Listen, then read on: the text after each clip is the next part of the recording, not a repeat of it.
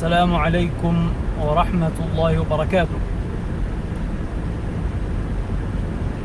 One of the tricky masail that people get really confused about today is the issue of at-talaffuz bin-niyyah, to say the niyyah of the act that you're about to do out loud.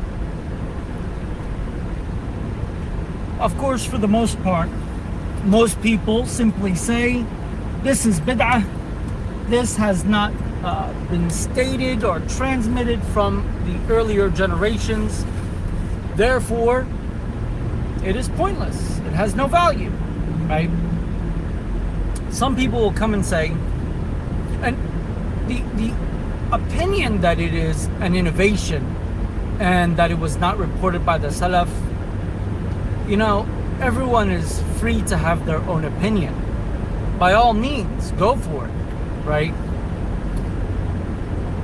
At this point, okay, you know, I can understand, I can have some sort of comprehension that you choose that it was not transmitted and no one did it and therefore it's bid'ah for you. That's fine.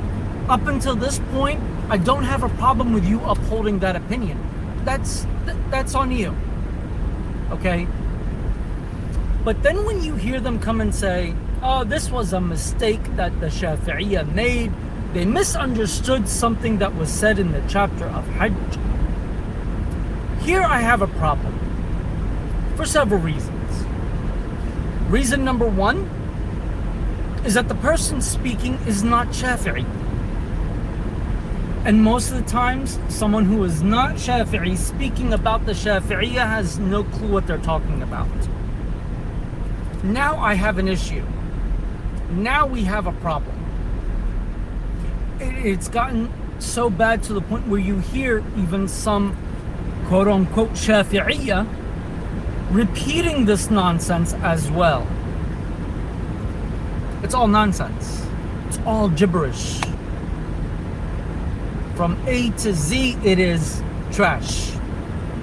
Why?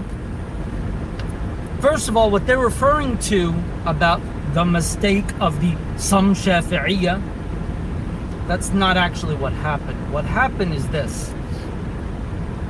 We all agree, every single one of us, back to a Shafi'i himself, that it is mustahab to do talaffuz bin niyyah.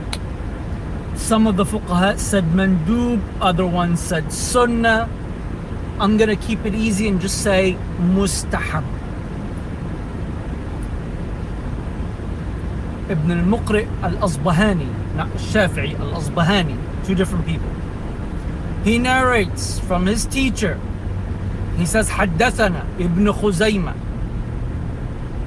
قال, meaning Ibn Khuzaymah said, حدثنا الربيع. That Rabi', the student of a Shafi'i, said, when a Shafi'i stands in prayer, he used to start by saying this out loud, and he quoted his niyyah, his intention out loud. This is a sanad that is 100% authentic. 100%. There is no doubt about this sanad.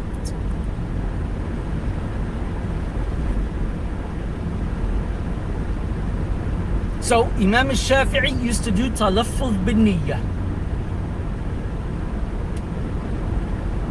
And so did every single Shafi'i.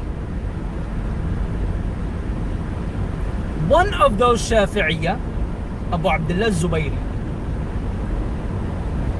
he said, it is wajib that you do so. Why did this happen? How did he come to this understanding? Because of arguments in two separate chapters, not one, in two separate chapters, and that is Zakah and Hajj. I'm not going to get into those details. That's beyond the point right now. What we need to understand is what happened inside our school. Abu Abdullah, he misread something that a Shafi'i said.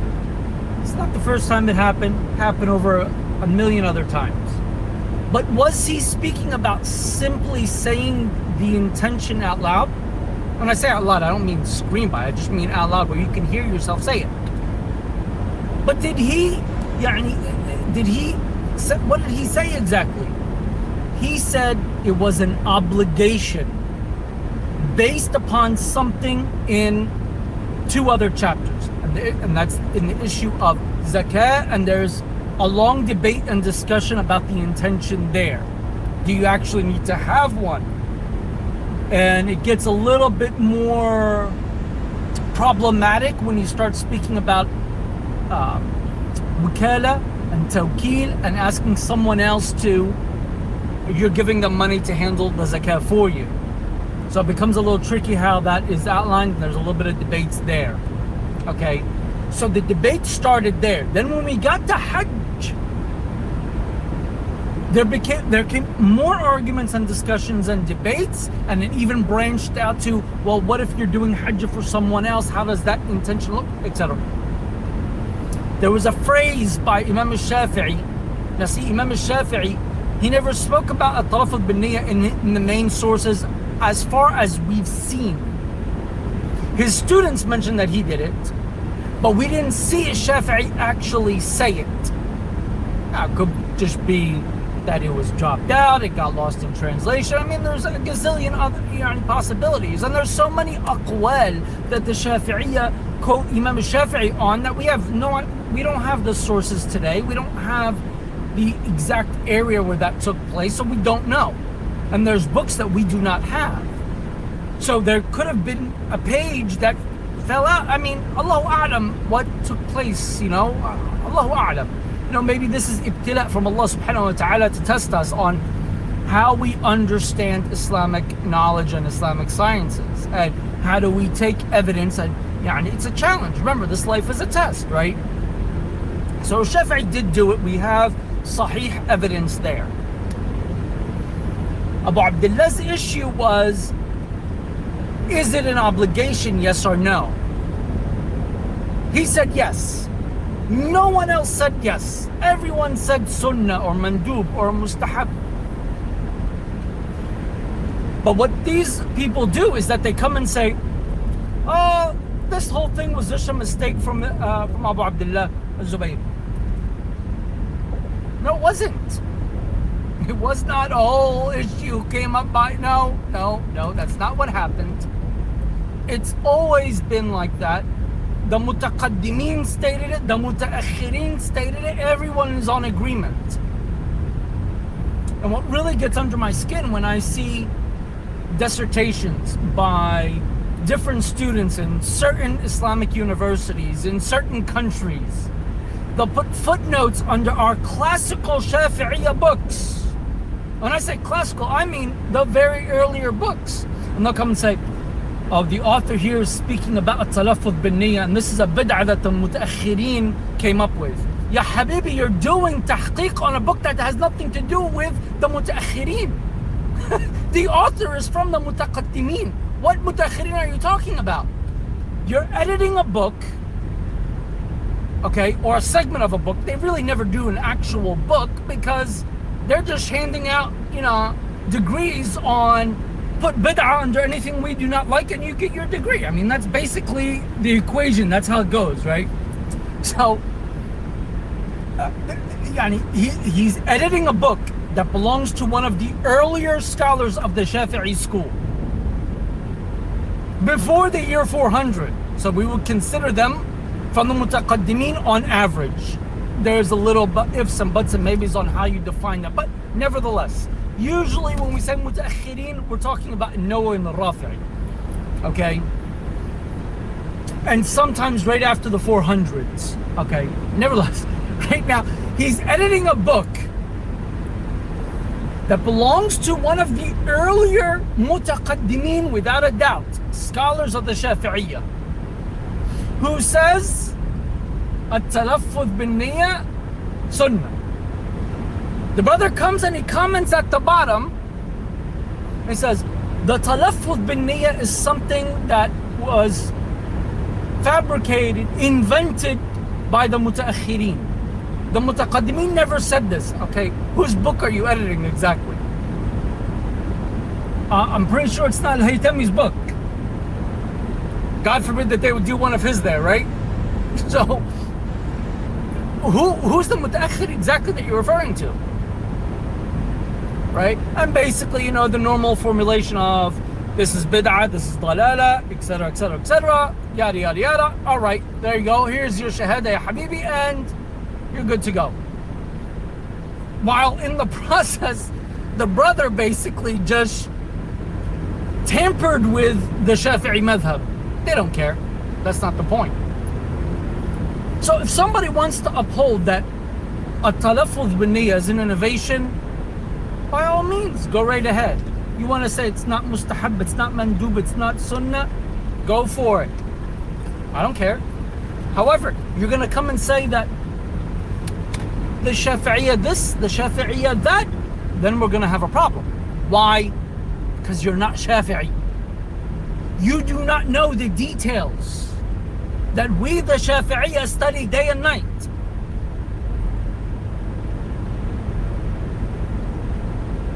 And this is why when you hear someone say the Shafi'iyya do not care about the works of the mutaqaddimin, automatically delete that person's channel from your YouTube subscriptions, right? And run the other way.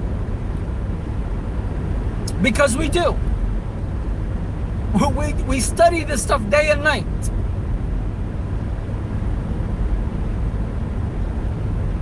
Here's one right off the bat. Just so that way we can prove the point. Giving a general intention to make wudu, to make tahara.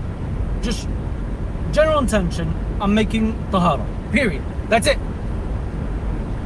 Would this be suffice for raf' al-hadath or no? Al-Mawardi said yes. He said because Al-Buwaiti said in his Mukhtasar that if you do a general intention from hadath, then it's accepted.